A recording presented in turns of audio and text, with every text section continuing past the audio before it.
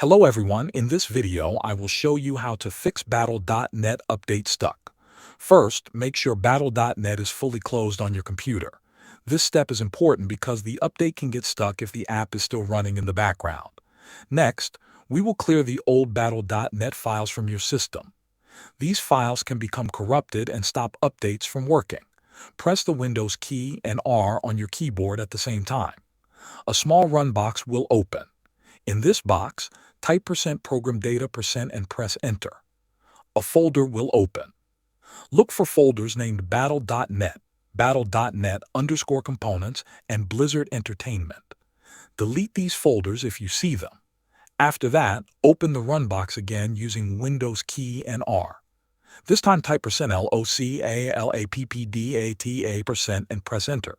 In this folder, delete any folders named Blizzard or Battle.net. Now open the run box again and type %APPDATA%. Press enter and delete any folders named Blizzard or Met. Next, open the run box one more time and type %10%. Press enter.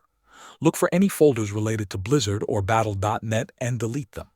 You can skip files that say they are currently in use.